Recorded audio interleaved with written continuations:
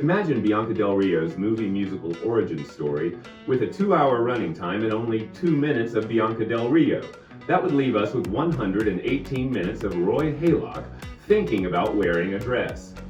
That's about what we have here. Jamie's drag persona, whose name I will not repeat because it's god-awful, Jamie's drag persona only appears for 2 minutes, yes 2 minutes, in the middle of the movie. And the song she lip syncs to isn't even from the musical. I really wanted a drag queen movie musical comedy origin story.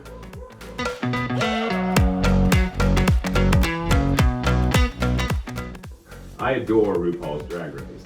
I predicted the All-Star Season 6 winner after the very first Meet the Queens episode. Check it out.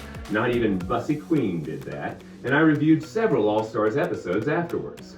Everybody's Talking About Jamie reminds me of when RuPaul very briefly asked the queens what they would tell their younger selves if they could go back in time.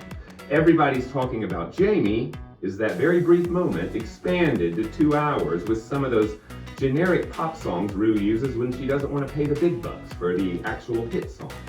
So why did I think I was going to watch a drag queen musical comedy origin story? Everybody's Talking About Jamie is inspired by the life of Jamie Campbell, whose struggles with rampant homophobia growing up in his small town were chronicled in the BBC documentary Jamie, Drag Queen at 16. That naturally made me think this was a drag queen origin story. First, this movie musical only hints of Jamie Campbell's struggle as an openly gay teenager. Instead, the filmmakers have transformed what must have been some truly nasty experiences into a gluten-free 6-layer rainbow cake. This movie is not going to upset anyone's digestion. In the very beginning, even Jamie's best friend asks, for audience clarity, if there is anything sexual about Jamie wearing a dress, and therefore something sexual about Jamie's story. And Jamie says no. Who are the filmmakers reassuring, and why? My musical tastes lean towards Cabaret, Chicago, Moulin Rouge, Hairspray, musicals that lift their characters out of hell. But Jamie's world is not so much hell as a giant inconvenience on his way to wearing a dress to the prom. Billy Elliot did not deal with the lead character's sexuality, but there was no doubt in my mind that Billy's town could be a deadly place for a homosexual, or even someone that appears to be LGBTQ+. Hairspray, another big-hearted musical, like Jamie aims to be, still managed to produce a threatening reality for its black characters. So there's little connection to reality in Everybody's Talking About Jamie. And that connection to reality is what lifts Cabaret, Chicago, Moulin Rouge, and Hairspray above others. Everybody's Talking About Jamie is about a gay teenager who receives a pair of glittering red pumps, just like Dorothy's, from his mom on his 16th birthday. These heels inspire Jamie to finally pursue drag, then to wear a dress to the prom. His goal of becoming a drag queen changes midway through the movie, but we're never informed of this. His mom, best friend, and his newly acquired drag mother encourage, inspire, and mentor him along his way. But there are 3 hurdles standing in Jamie's way. There's a bully, his guidance counselor, and his father. But none of his adversaries are a match for Jamie's assertiveness and confidence. And therein lies the movie musical's problem. There's no struggle in this movie about struggle. Tracy Turnblatt had to hitch a ride on a dump truck to get to school. In Cabaret, when Sally Bowles is on stage, she and we believe for just a second that maybe this time she'll be lucky. Unfortunately for this movie musical, we know from the very beginning that this time Jamie will be lucky. And that obliterates any catharsis we may have had. If there had been more real-world authenticity to Jamie's struggle, and he escaped into his musical drag world in order to flee his violent homophobic surroundings, then the musical numbers would have had impact. And we would truly need a glitter bomb to recover. First and foremost, Max Harwood is excellent as Jamie in his big screen debut. But due to his uber-strong positive nature, we never believe he's going to lose until the script tells us so. Richard E. Grant is only fine as his mentor. His drag persona isn't particularly extraordinary or memorable. His performance better suited for the stage. He literally overwhelms intimate scenes, once with giant arm movements.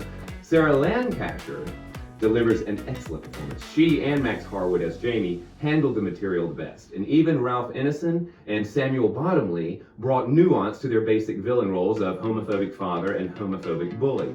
I can't say the same for Sharon Horgan, who played the teacher. Her part is so badly written, it's full of contradictions.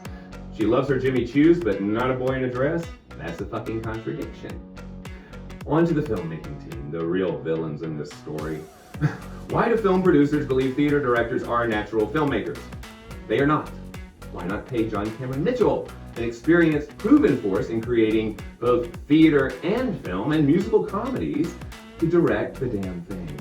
Director Jonathan Butterell, who directed the stage production, also directs the film. He basically put his basic staging to the film. In the beginning, all the musical numbers are figments of Jamie's imagination. But then as the film goes on, that just stops being true and the characters are breaking out into song and reality. And without Jamie present, there's no special world or real world differentiation. There are just more flashbulbs and star swipes. Why not get a film director who knows how to visually tell the story without these heinous special effects? Tom McRae, the book writer and of the stage musical, penned the screenplay. Stage and screen are two very different beasts. The screenwriter would have known how to visually differentiate Jamie's harsh reality from the world inside his head. The same schmaltz that worked on stage does not work on film. For example, in Hedwig and the Angry Inch, the musical numbers spring organically from Hedwig's struggle, both with her rival and society. Jamie's drag mother sings about how things used to be, like the AIDS crisis, which hasn't truly passed. The filmmakers are trying to pay homage to gay pioneers of the past who have fought to lift Jamie up, but Jamie's issues are resolved by an outfit, an inspiring speech, a little wit, and a wishy-washy teacher. I doubt the real Jamie's issues were solved this easily. In conclusion, when I was 13, the only gay film I can remember finding and watching by myself was this hardcore drama called Doing Time on Maple Drive, about a college guy coming to terms with his very conservative parents, and the mother never really accepts him? What the fuck? That was the only gay choice I had as a 12-year-old. So my 12-year-old self gives Everybody's Talking About Jamie 3 stars for just existing and being presented with such joy. It would have made me a very happy little boy. For a brilliant coming-of-age comedy about a transgender child who wants to wear a dress, please check out Ma Vie en Rose, whose English title is My Life in Pink, directed by Belgian auteur Elaine Berliner. Ma Vie en Rose is about a 7-year-old boy who is born male but identifies as female and is met with considerable scrutiny by her family and suburban community. All right, until next time, always remember, living well is the best revenge.